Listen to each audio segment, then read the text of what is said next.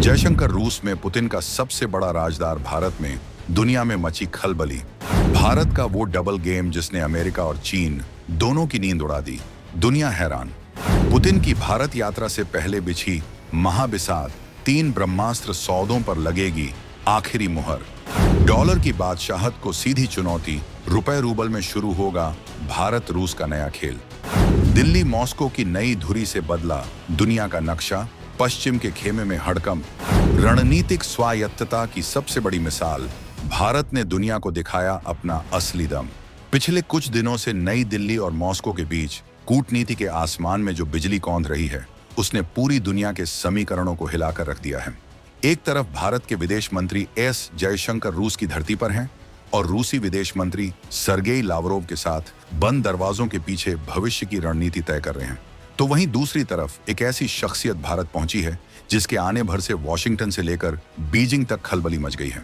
ये हैं Nikolai Patrushev, रूस की सुरक्षा परिषद के सचिव और राष्ट्रपति पुतिन के वो सबसे खास, सबसे भरोसेमंद सलाहकार जिनके बिना रूस में पत्ता भी नहीं हिलता। पत्रुशेव का अचानक भारत आना और सीधे राष्ट्रीय सुरक्षा सलाहकार अजित डोभाल से मुलाकात करना कोई मामूली घटना नहीं है। ये उस महाबिसात की पहली चाल है जो राष्ट्रपति पुतिन की भारत यात्रा से पहले बिछाई जा रही है। ये सब कुछ ऐसे समय में हो रहा है जब भारत और अमेरिका के बीच एक बड़ी ट्रेड और गैस डील अपने अंतिम चरण में है। तो सवाल उठता है कि आखिर ये हो क्या रहा है? क्या भारत अमेरिका को ठेंगा दिखाकर पूरी तरह रूसी खेमे में जा रहा है? क्या ये भारत की कोई नई डबल गेम की रणनीति है, या फिर ये उस बड़े तूफान से पहले की शांति है जो पुतिन की भारत यात्रा के दौरान दुनिया को हिलाकर रख देगा? आखिर डोभाल और पत्रुशेव के बीच बंद कमरे में क्या बात हुई? इन सारे सवालों के जवाब हम आपको इस वीडियो में आगे देने वाले हैं, तो बने रहिएगा वीडियो पर और इस संबंध में आपके जो भी विचार हों कमेंट में लिखकर जरूर बताइएगा। तो चलिए इस पूरी कूटनीतिक बाजीगरी को डिकोड करते हैं और समझते हैं कि ये अचानक हुई मुलाकातें आखिर इतनी खास क्यों हैं। सबसे पहले समझिए निकोलाई पत्रुशेव की हैसियत को। ये कोई साधारण मंत्री या अधिकारी नहीं है। पत्रुशेव को पुतिन का राइट हैंड मैन और उनकी आंख और कान माना जाता है। वो रूस की सुरक्षा और विदेश नीति से जुड़े हर उस फैसले में शामिल होते हैं जिसकी भनक दुनिया को महीनों बाद लगती है। उनका डोभाल से मिलना ये साफ करता है कि रूस राष्ट्रपति पुतिन की भारत यात्रा को कितनी ज्यादा अहमियत दे रहा है। ये यात्रा जो 5 दिसंबर के आसपास हो सकती है, कोई रूटीन सालाना समिट नहीं है। ये दौरा 2021 के बाद पुतिन का पहला भारत दौरा होगा और यूक्रेन युद्ध शुरू होने के बाद उनके गिने चुने विदेश दौरों में से एक होगा।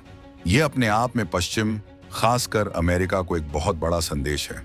पत्रुशेव की यात्रा का मकसद ये सुनिश्चित करना था कि जब पुतिन दिल्ली में उतरे तो सब कुछ तैयार हो, जमीन तैयार हो उन 3 बड़े ब्रह्मास्त्र सौदों के लिए जो भारत रूस की दोस्ती को एक नए और भी ज्यादा अजेय स्तर पर ले जाएंगे। इस मुलाकात में रणनीतिक विषयों, सुरक्षा सहयोग और सबसे बढ़कर डिफेंस और एनर्जी पर गहरी बातचीत हुई। ये एक तरह से फाइनल रिहर्सल थी।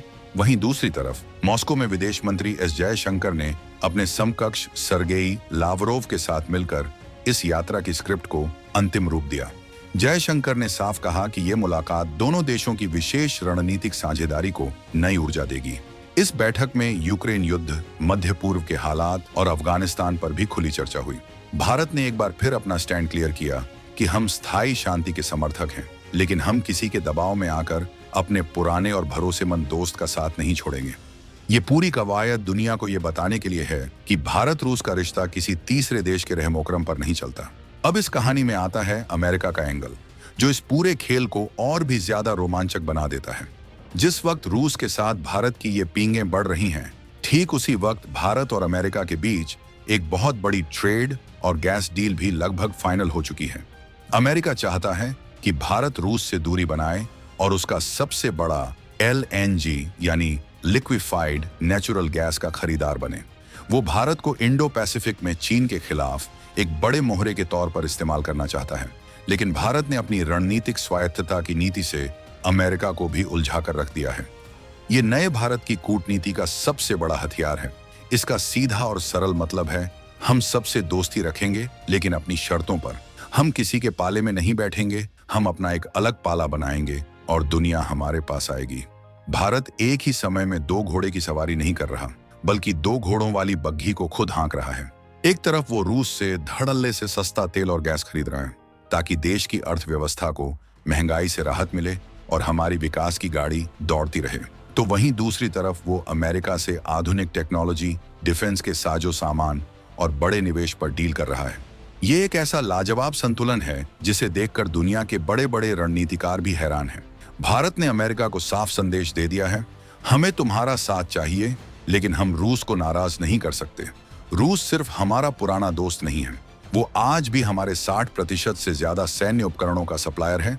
वो संयुक्त राष्ट्र सुरक्षा परिषद में हमारी ढाल बनकर खड़ा होता है और सबसे बड़ी बात, वो एशिया में चीन की दादागिरी को बैलेंस करने में हमारा सबसे बड़ा मददगार है।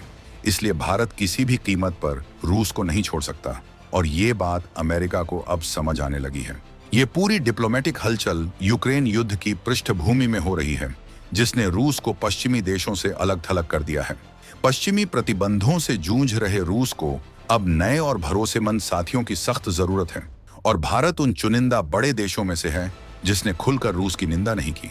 रूस ये समझ चुका है कि अगर उसे एशिया में अपना दबदबा बनाए रखना है और चीन पर अपनी निर्भरता कम करनी है, तो भारत के साथ दोस्ती को फौलादी बनाना ही होगा। ये भारत की कूटनीतिक जीत है कि आज रूस को हमारी जरूरत पहले से कहीं ज्यादा है और अब इसी जरूरत और भरोसे की नींव पर पुतिन की भारत यात्रा के दौरान 3 ऐसे बड़े ऐलान हो सकते हैं जो दुनिया की भू राजनीति को हमेशा के लिए बदल देंगे। पहला और सबसे बड़ा ऐलान हो सकता है ऊर्जा और गैस के क्षेत्र में। भारत और रूस एक नए लंबी अवधि के गैस और तेल समझौते पर मुहर लगा सकते हैं। ये समझौता न सिर्फ भारत को सालों तक सस्ती ऊर्जा की गारंटी देगा, बल्कि यूरोप को ये भी दिखाएगा कि रूस के पास उनके अलावा भी बहुत बड़े खरीदार हैं। ये भारत की ऊर्जा सुरक्षा के लिए एक मास्टर स्ट्रोक होगा। दूसरा बड़ा ऐलान हो सकता है डिफेंस के क्षेत्र में। सिर्फ पुराने हथियारों की सप्लाई नहीं, बल्कि अब बात होगी को प्रोडक्शन और टेक्नोलॉजी ट्रांसफर की। यानी रूस के सबसे आधुनिक हथियार अब मेक इन इंडिया के तहत भारत में ही बनेंगे। इससे न सिर्फ भारत की रक्षा आत्मनिर्भरता बढ़ेगी, बल्कि भारत एक बड़ा डिफेंस एक्सपोर्टर भी बन सकेगा। और अब बात करते हैं उस तीसरे और सबसे बड़े ब्रह्मास्त्र की, जिसकी आहट से ही अमेरिका की नींद उड़ गई है। ये है रुपए रूबल में व्यापार को संस्थागत बनाने का समझौता। अभी तक दुनिया का ज्यादातर व्यापार अमेरिकी डॉलर में होता है, जिससे अमेरिका को दुनिया की अर्थव्यवस्था पर कंट्रोल करने की ताकत मिलती है। वो जब चाहे किसी भी देश पर प्रतिबंध लगाकर उसकी अर्थव्यवस्था को घुटनों पर ला सकता है। लेकिन भारत और रूस अब इस डॉलर की बादशाहत को सीधी चुनौती देने की तैयारी कर रहे हैं। रुपए रूबल में पेमेंट मैकेनिज्म को पूरी तरह से लागू करने का मतलब होगा कि दोनों देश आपस में व्यापार करने के लिए डॉलर को पूरी तरह से बाईपास कर देंगे। इससे अमेरिकी प्रतिबंधों का कोई असर नहीं होगा और दोनों देश 2023 तक डॉलर को बाईपास कर देंगे।